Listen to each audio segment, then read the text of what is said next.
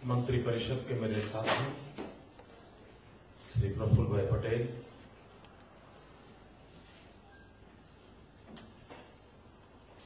केंद्र सरकार से पधारे हुए श्रीमान छाबड़ा जी,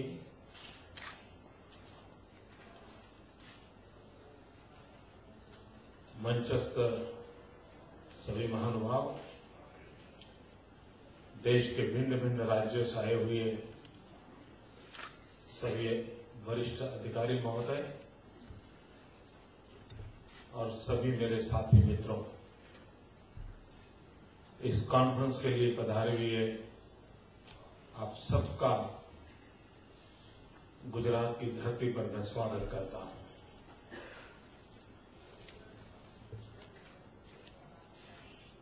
भारत के प्रथम गृह मंत्री सरदार पटेल की धरती पर आप आए हैं।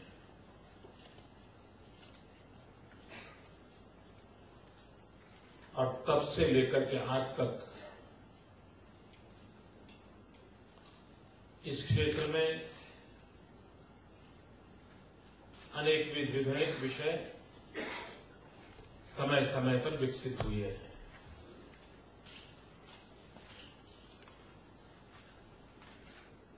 वक्त जैसे बदलता जाता है, व्यवस्थाएं भी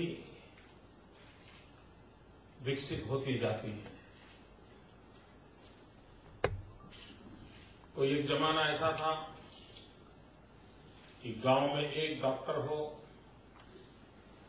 सब दवाइयों का समाधान, सेवा उससे हो जाती थी।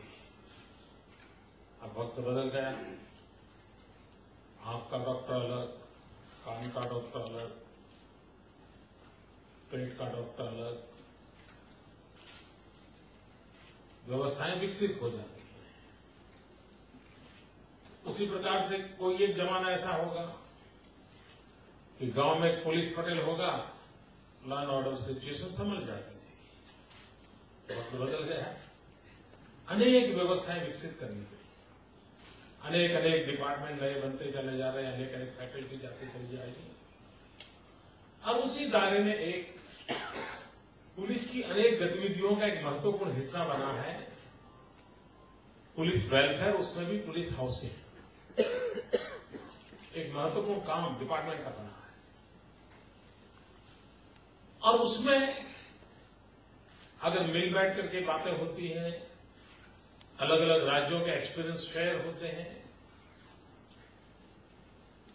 कभी कभी फाइनेंस के कारण रुकावटें आती हैं, कभी कभी लीडरशिप के अभाव में भी रुकावट आती है, कभी स्ट्रेटेजी गलत हो जाती है, उसके कारण रुकावटें आती हैं। लेकिन जब बैठते हैं तो सोचते हैं तो ध्यान में आता है कि भाई हाँ, दूसरा नागालैंड में ऐसा किया था, हम भी शायद अगर उस प्रकार से करें तो अच्छा हो जाएगा। केरल में ये किया था, हम भी ऐसा करें तो शायद अच्छा हो सकता है। सबके अपने अपने एक्सपीरियंस होते हैं, हर एक के अपने अपने इनिशिएटिव होते हैं, और ज्यादातर शेयरिंग ऑफ एक्सपीरियंस जो है वो हमें निर्णय करने के लिए एक बहुत बड़ा विश्वास देता है, एक कॉन्फिडेंस लेवल बढ़ जाता है। हाँ यार, ये हो सकता है, ऐसे ही हो सकता है। यानी ये जो मिल बैठ करके चर्चा करना, इसका सबसे बड़ा लाभ हमारा एक प्रकार से वैल्यू एडिशन का काम करता है। हमारी निर्णय प्रक्रिया को, हमारी स्ट्रेटेजी को, हमारे विजन को, हमारे प्रोग्राम को एक नई ताकत देता है। और उस अर्थ में भले ही ये पहली कॉन्फ्रेंस हुई हो, लेकिन इसके परिणाम बहुत लंबे रहेंगे, लंबे अरसे तक इसका प्रभाव रहेगा। और मुझे इस बात की खुशी है, जब हमारा स्वर्णिम जयंती वर्ष मना रहे थे तो हमारे होम डिपार्टमेंट के मित्र आए कि भाई ऐसा कर सकते हैं क्या। अच्छा हुआ भारत सरकार के साथ जुड़ करके यह अवसर गुजरात की धरती पर मिला है। और दूसरा भी एक कारण है कि जिस विषय को लेकर के यहां कॉन्फ्रेंस हुई है, उस क्षेत्र में गुजरात ने कुल मिलाकर के पूरे देश का ध्यान आकर्षित किया है। ऐसा एक संतोषकारक काम किया है।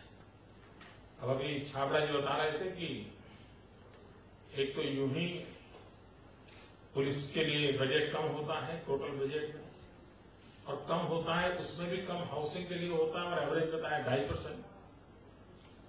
शायद गुजरात के मित्रों को मालूम नहीं होगा, गुजरात में ये बजट 10% है, हाउसिंग का बजट 10%। अब देश की एवरेज कहाँ है और गुजरात कहाँ खड़ा है? और उसका मूल कारण है कि अगर हम लॉ एंड ऑर्डर की बातें करें, बाकी 50 चीजें करें, लेकिन जो हमारे हाथ पैर है, जिनके भरोसे में चलाना है, उनकी अगर मिनिमम रिक्वायरमेंट को हम प्रायोरिटी नहीं देंगे तो अनरेस्ट वगैरह छोटे डिसिप्लिन फोर्स है, अपना बोझ उठा लेंगे, लेकिन मानवता की दृष्टि से भी, व्यवस्थाओं के विकास की दृष्टि से भी, और राज्य का काम सिर्फ यूनिफॉर्म वाले पुलिस को देखना है नहीं है, राज्य का काम उस पुलिस को ताकत देने वाले उसके परिवार की तरफ भी देखने का होता है। और इसलिए जब हाउसिंग की व्यवस्था को जब मैं देखता हूं तो मैं यूनिफॉर्म में खड़े हुए इस जवान को सिर्फ नहीं देखता, मैं उसके पीछे उसके पूरे परिवार को देखता हूं, उसके बच्चों की पढ़ाई की चिंता होती है, उनके स्वास्थ्य की चिंता होती है, और ये सारी व्यवस्थाओं के लिए एक रूफ ये पहला कदम होता है। मैं पिछले दिनों पुलिस के कोई वेलफेयर के इवेंट में जब भी गया हूं तो मैंने कुछ विषय रखे हैं उनके सामने, और उस दिशा में गुजरात में प्रयास भी हुई, और हम चाहते हैं कि पुलिस हाउसिंग में जैसे टेक्नोलॉजी नहीं लाने की आवश्यकता है, अब तो टेक्नोलॉजी इस प्रकार से आ रही है कि बहुत तेजी से। अभी मैं मलेशिया में जो काम हुआ उसका एक अध्ययन कर रहा था, और वहां के उस लोगों के साथ मुझे चर्चा करने का अवसर मिला। वे एवरेज अगर 1000 मकान के बल्क का काम हो और शुरू करें तो उन्होंने जिस टेक्नोलॉजी को डेवलप किया है वो 1.5 दिन में एक मकान खड़ा कर देते, 1.5 दिन में एक, ये स्पीड है। अब हम भी इस प्रकार की टेक्नोलॉजी को कैसे चेंज करें? उसी प्रकार से बड़े शहरों में ज्यादा रिक्वायरमेंट होती है, और बड़े शहर में जमीन सबसे बड़ा संकट होती है। तो ऐसी कैसी व्यवस्थाएं विकसित की जाए कि ताकि जमीन कम भी हो तब भी हम इस रिक्वायरमेंट को पूरा करें। तो इन सारे सवालों के जवाब एक इंटीग्रेटेड कोऑर्डिनेटेड एफर्ट्स होते हैं, तब जाकर के हम जवाब खोज पाते हैं, और उस दिशा में प्रयास करना चाहिए। उसी प्रकार से ग्लोबल वार्मिंग की बड़ी चर्चा होती है, और हमारे देश का दुर्भाग्य रहा है कि हम भी कभी कभी न सोचे न समझे दुनिया की नकल करने में बड़े ही माहिर रहते हैं। अब यूरोप के लोग मकान बनाते हैं, उनको शीशे लगाने पड़ते हैं, क्योंकि बड़ी मुश्किल से महीने में 1 दिन सूरज निकलेगा, एक खबर आती है कि फलानी तारीख को सूरज निकलने की संभावना है, तो घर के किसी भी कोने से सूरज का प्रकाश घर में आ जाए, इसके लिए वो बड़े लाभायित रहते हैं। और उसके कारण वहां पर जो हाउसिंग, उनका आर्किटेक्चर, उनका डिजाइन जो भी डेवलप हुआ, वो उस प्राथमिक मुद्दे को लेकर के रहा कि भाई सूरज की किरण घर में कैसे आए। अब हम यहाँ परेशान हैं, 24 घंटे गर्मी से तपते रहते हैं, और सूरज इतना दिन में यहाँ निकल के रहता है कि फिर हम भी बना देते तो वैसा ही मकान, शीशे लगा देते हैं, जितना कर देते हैं, और फिर जब धूप आती है तो एक कर्टन नहीं चलता, दूसरा कर्टन नहीं, तीसरा कर्टन, बड़ा ऑफिसर तो बड़ा कर्टन, छोटा ऑफिसर तो छोटा कर्टन। इसके ज्यादा आ गए। अब ये चीजों को बदल नहीं सकते क्या कि भाई हमारा एनवायरमेंट अलग है, हमारा वेदर कंडीशन अलग है, हमें किस प्रकार के आर्किटेक्चर की जरूरत है। और इसलिए इन सारे विषयों पर हमने अब इवन जेल, मैंने हमारे हाउसिंग के लोगों को कहा था, मैंने कहा देश भर में कंपटीशन करनी चाहिए, आर्किटेक्चर को बोलना चाहिए कि आधुनिक युग में जेल कैसे होनी चाहिए। आज सारे मानव की तरफ देखने का दृष्टिकोण बदल चुके हैं। अब अंडमान निकोबार वाला जमाना नहीं रहा।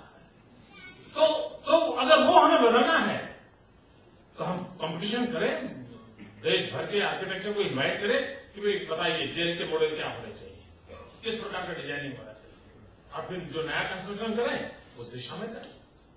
कम से कम उसको शुद्ध हवा, प्रकाश, उसकी जिंदगी के साथ जुड़ी हुई चीजें हैं।